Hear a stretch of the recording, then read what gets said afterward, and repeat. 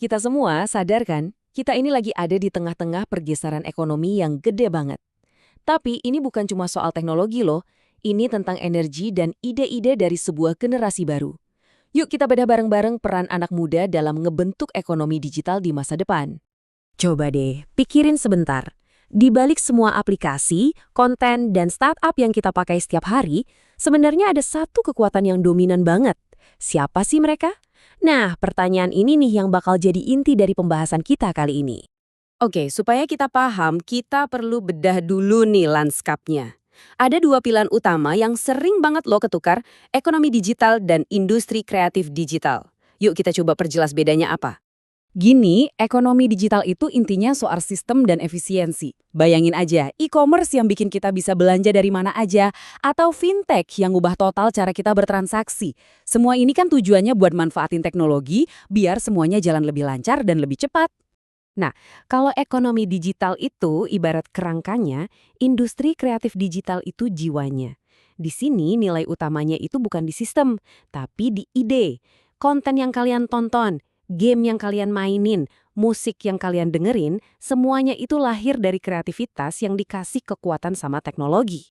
Oke, jadi biar makin jelas ya, ekonomi digital itu fokusnya ke sistem dan efisiensi, kayak e-commerce sama fintech yang bikin semua proses jadi ngebut. Sementara itu, industri kreatif, seperti yang tadi kita bahas, fokusnya ke ide. Keduanya itu kayak dua sisi dari satu koin yang sama, dan dua-duanya sekarang ini didominasi sama pemain-pemain baru. Sekarang, yuk kita fokus ke aktor utamanya. Generasi muda zaman sekarang itu bukan cuma pengguna loh, mereka itu arsitek dunia digital.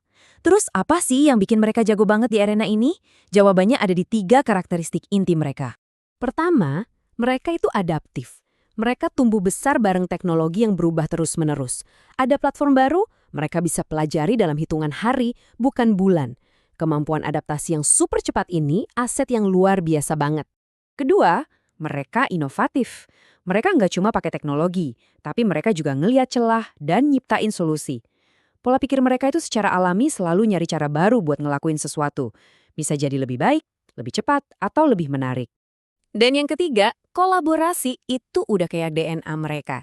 Kerja bareng secara online, lintas kota, atau bahkan lintas negara, itu udah jadi hal yang biasa banget. Inilah yang jadi akselerator utama buat lahirnya ide-ide baru. Jadi poin paling pentingnya gini, mereka tuh punya toolkit bawaan yang pas banget buat era digital. Adaptasi, inovasi, sama kolaborasi itu bukan lagi skill tambahan. Ini udah jadi modal utama yang bikin ide-ide mereka bisa ngalir dan berhasil di dunia modern. Nah, dengan semua toolkit itu sebenarnya mereka ngapain aja sih? Gimana caranya mereka secara aktif ngebentuk ekonomi dan industri kreatif? Coba kita lihat dampak nyata yang mereka ciptain. Di ekonomi digital, mereka ini jadi pembangun sistemnya. Mereka bikin bisnis dari kamar mereka, nyiptain aplikasi yang mecahin masalah kita sehari-hari, dan bahkan bikin jenis-jenis pekerjaan baru yang 10 tahun lalu aja belum ada. Mereka bukan lagi pencari kerja, tapi pencipta kerja. Terus di sisi kreatifnya, mereka ini para pencerita.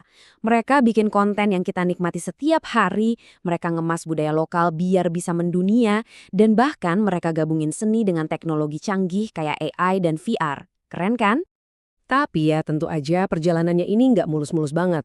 Potensi yang luar biasa ini juga datang barengan sama tantangan-tantangan yang nggak kalah besar.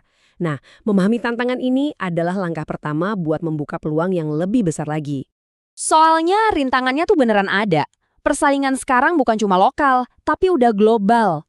Keterampilan yang dibutuhin industri seringkali nggak nyambung sama pendidikan formal. Dan yang paling krusial, dapetin pendanaan dan ngelindungin ide-ide mereka itu masih jadi perjuangan yang besar.